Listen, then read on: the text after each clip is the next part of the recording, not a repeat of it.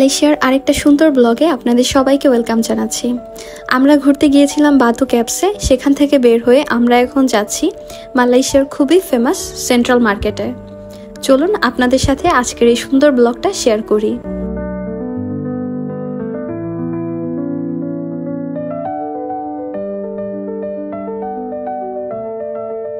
প্রায় 1.5 ঘন্টার মতো আমরা বাতু ক্যাপসে ঘোরাঘুরি করেছি। আর ওখান থেকে আসার সময় গাড়ি পাওয়াটা খুবই একটা ঝামেলার ব্যাপার। আমরা গ্র্যাবের মাধ্যমে কোনো গাড়িই পাচ্ছিলাম না, কারণ ওই জায়গাটাতে অনেকটাই জ্যাম ছিল। তো যাই হোক, লাস্ট আমরা একটা গাড়ি পেয়েছি, আর সেটাতে করেই আমরা সেন্ট্রাল মার্কেটের সামনে এসে নামলাম। এখানে এসেও দেখলাম বেশ ভালোই একটা জ্যাম। আর ওই দিন বাইরে প্রচুর গরমও ছিল, তো যার জন্য আমরা ভাবছিলাম যে বাতু ক্যাপসের ওইদিকে ঘোরাঘুরি করে এসে সেন্ট্রাল মার্কেটে একটা ফুড কোর্ট আছে, সেন্ট্রাল ফুড কোর্ট, তো ওখানে আমরা খাওয়া দাওয়া করবো আর একটু টুকটাক ঘুরে দেখব। তো ওই তো দূরে সেন্ট্রাল মার্কেট লেখা দেখলাম। এই যে দেখেন, এটা পার্কিং এরিয়া, কত গাড়ি এখানে পার্ক করে রেখেছে। তো আমাদেরকে এখানে নামিয়ে দিয়েছে, এখন হেঁটে হেঁটে আমরা মার্কেটের দিকেই যাচ্ছি।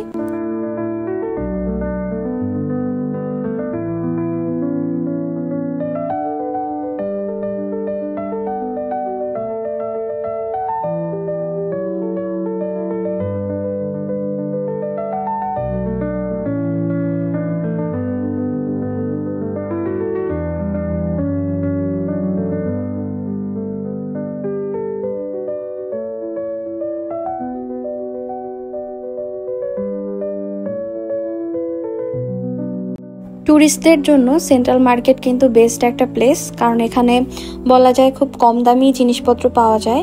তো যারা মালয়েশিয়াতে ঘুরতে আসবেন তারা কেনাকাটা করার জন্য কিন্তু এই সেন্ট্রাল মার্কেটে আসতে পারেন।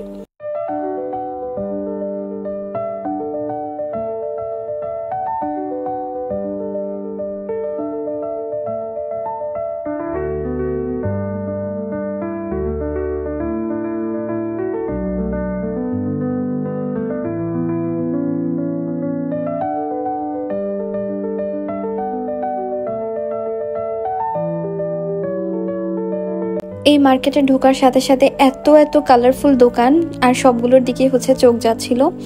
আর বিশেষ করে প্রথমেই একটা ময়ূর দিয়ে খুব সুন্দরভাবে ডেকোরেশন করে রেখেছে।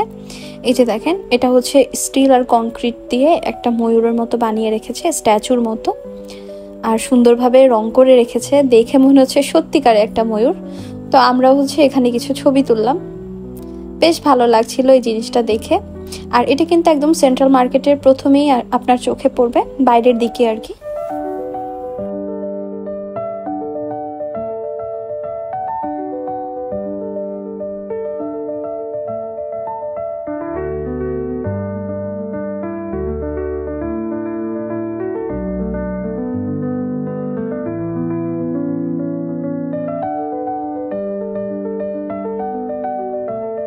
এখানে খাবারের দোকানের পাশাপাশি অনেক অনেক মেয়েদের জুয়েলারির দোকান দেখলাম। আর বিশেষ করে এখানে কিছু কিউট কিউট ব্যাগ সেল করছিল, এই জিনিসগুলো এত ভালো লেগেছে। এখানে আলাদা কিছু স্টিকারের মতো আছে, ওগুলো চাইলে আপনি আপনার ব্যাগে লাগিয়ে নিতে পারবেন। মোট কথা আপনি চাইলে আপনার ব্যাগটা পুরোপুরি আপনার মতো করে সাজিয়ে নিতে পারবেন। তো এই জিনিসটা দেখে বেশ ইউনিক লেগেছে। আর ব্যাগগুলো কিন্তু অনেক কালারফুল, হাতে নিলেই ভালো লাগছিল দেখতে। কিন্তু এগুলোর কিন্তু বেশ দাম চাচ্ছিল ওনারা। আর এপাশে কিছু কাপড়ের টোট ব্যাগ দেখলাম, যেগুলো ভার্সিটি বা কোচিং এর জন্য যেগুলো আসলে স্টুডেন্টরা ইউজ করে। তো এই টোট ব্যাগগুলোতে আবার স্টিকার ওনারা স্টিচ করে দেয়। ওই সামনেই খেয়াল করলে দেখতে পারবেন একটা মেশিন নিয়ে একজন বসেছে। তো এখান থেকে আপনি যে স্টিকারগুলো পছন্দ করে দিবেন, তো ওভাবেই আপনার টোট ব্যাগটা রেডি করে দিবে। তো ব্যাপারটা কিন্তু বেশ ভালো, আমি চাইলে আমার মতো করে কাস্টমাইজ করে নিতে পারছি।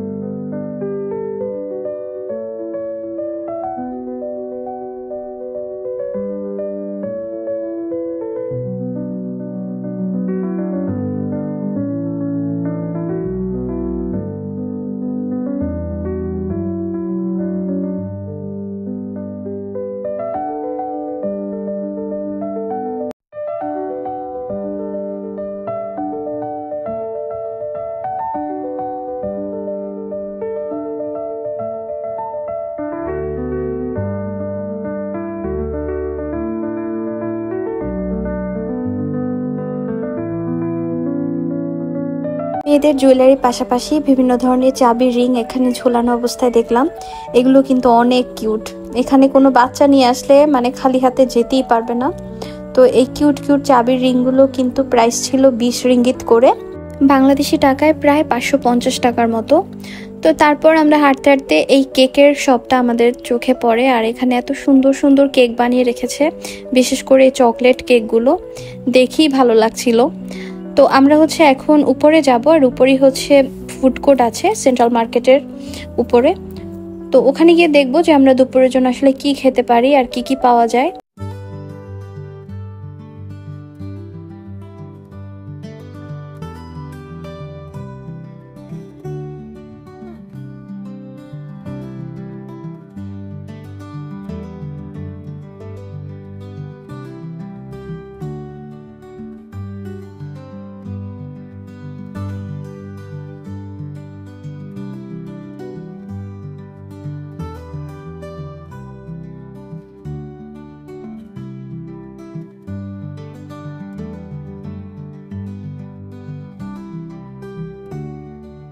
এতক্ষণ যতগুলো দোকান দেখেছি সবগুলো কিন্তু স্ট্রিটের মধ্যে পড়েছে, আর এখন আমরা যাচ্ছি উপরের দিকে। আর ভেতরে ঢোকার পর এত শান্তি লাগছিল, কারণ আগেই বলেছি আজকে প্রচুর গরম ছিল বাইরে, আর ভেতরে আসার পরে এসির যে ঠান্ডা বাতাস একদম মন প্রাণ জুড়িয়ে গেল।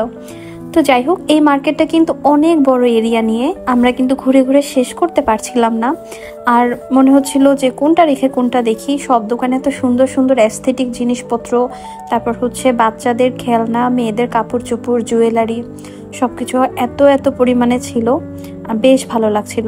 বিশেষ করে এই সামনের যে দোকানটা, বাচ্চাদের এত সুন্দর সুন্দর জিনিসপত্র দিয়ে কালারফুল ভাবে সাজিয়ে রেখেছে।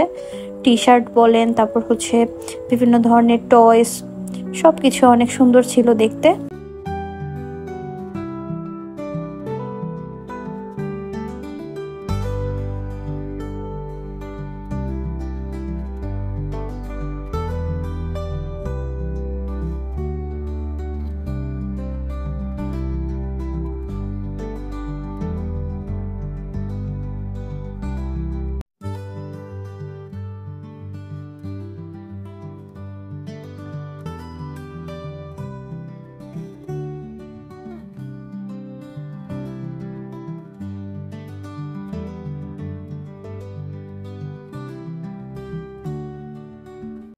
এই কর্নারে এসে দেখলাম একজন কাঁঠাল কেটে ওগুলো বক্স করে রাখছে সেল করার জন্য।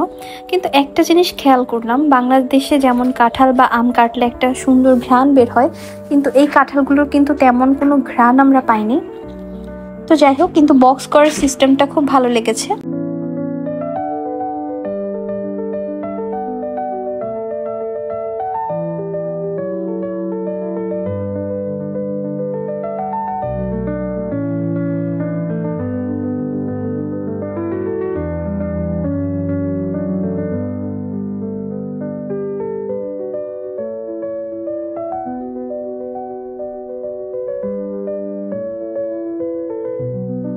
আমরা যেহেতু মালয়েশিয়াতে ঈদের ছুটিতে গিয়েছি, তো যার জন্য কম বেশি সব দোকানেই কিন্তু ঈদের জন্য লাইটিং করা, তারপর খুব সুন্দরভাবে সাজানো, সবকিছু আমরা দেখতে পেরেছি।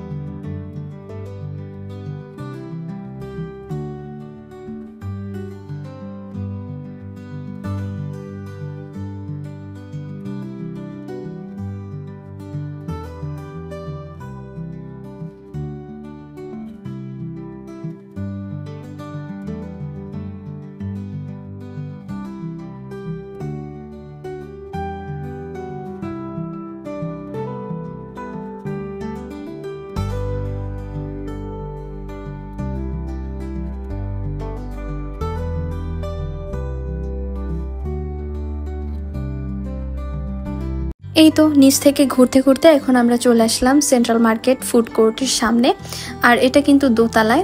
এখানে আসলে আপনারা অনেক অনেক খাবারের দোকান একসাথে পেয়ে যাবেন, আর বসার অনেক বড় স্পেসও আছে।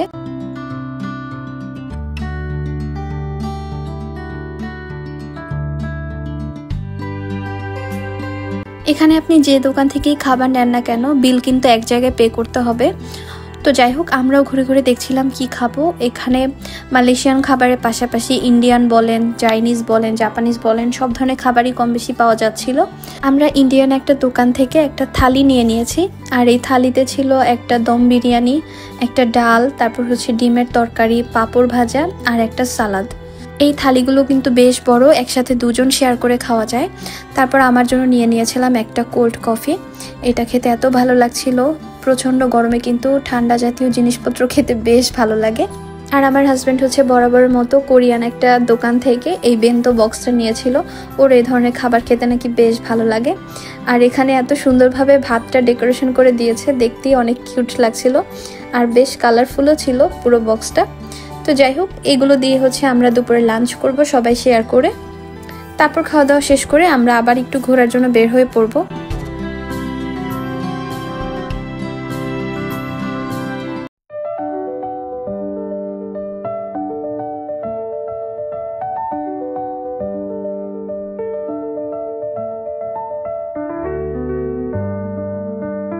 আমরা এখন আছি মালয়েশিয়ার রাজধানী কুয়ালালামপুরের স্বাধীনতা চত্বরে। দুপুরে লাঞ্চ করে সোজা চলে এসেছিলাম এখানে।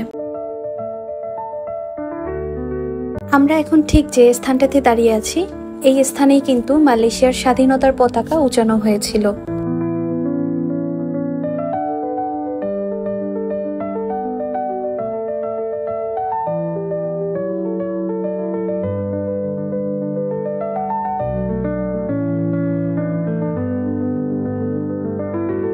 এই স্থানের আরেকটি নাম হচ্ছে মাদ্রেকা স্কয়ার। ব্রিটিশদের কাছ থেকে মালয়েশিয়া যে স্বাধীনতা পেয়েছিল, তো সেই ব্রিটিশদের ইতিহাসের সাথে জড়িয়ে আছে এই স্থানটি।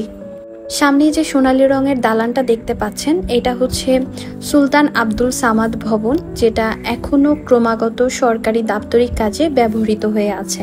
এই যে এই দালানটার কথাই আমি বলছিলাম।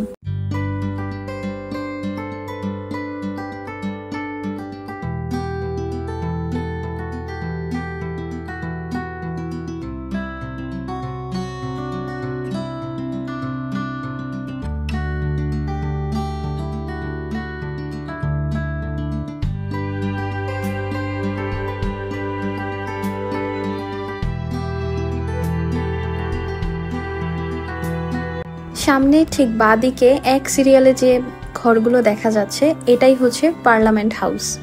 মাঠের এক পাশে হচ্ছে পার্লামেন্ট, আর ঠিক তার অপোজিট সাইডে হচ্ছে রয়্যাল স্লাঙ্কার একটা ক্লাব। যখন ব্রিটিশরা এদেশে ক্ষমতায় ছিল, সেই 1800 সাল কিংবা 1900 সালের দিকে, তখন ব্রিটিশদের মধ্যে যারা একটু সম্ভ্রান্ত পরিবারে ছিল, তারা নিজেদের মধ্যে সল্লা করার জন্যই এখানে একটা ক্লাব প্রতিষ্ঠা করেছে, যেটা হচ্ছে রয়্যাল স্লাঙ্কার ক্লাব।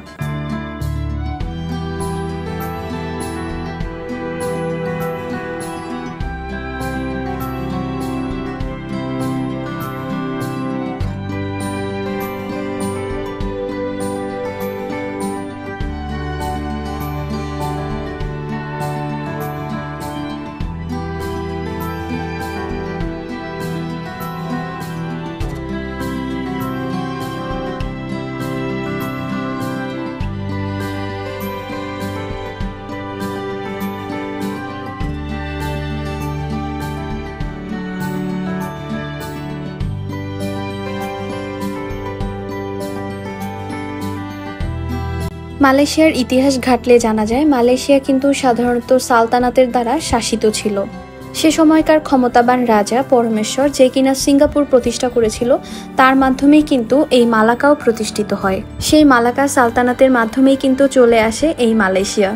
সে সামগ্রিক যে মালয়েশিয়া, যেখানে পর্তুগিজরা রাজত্ব করেছে, আরও রাজত্ব করেছিল ডাচরা, ধাপে ধাপে আসলো ব্রিটিশরা। 1824 সালে ব্রিটিশরা মালয়েশিয়াকে পুরোপুরি কবজা করে নিয়েছিল নিজেদের দখলে। তারপর ব্রিটিশরা যখন এখানে ক্ষমতায় আসলো, তারা ধীরে ধীরে চারিদিকে অনেক দালান কোঠা বানিয়ে নিয়েছে। আর এই মালয়েশিয়ার পাশ থেকেই একটা নদী বয়ে গেছে, যে নদীটার নাম ক্লাং নদী। আর এই ক্লাং নদীর পাশেই কিন্তু মালয়েশিয়ার রাজধানী কুয়ালালামপুর অবস্থিত।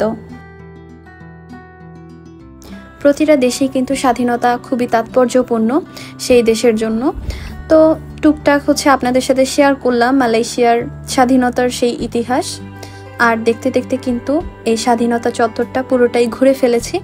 আর এখানে খুব সুন্দর একটা স্ট্যাচু ছিল, আই লাভ কেএল মানে কুয়ালালামপুর। তো যাই হোক, এই ছিল আজকের সুন্দর দিনের সুন্দর একটা ব্লগ।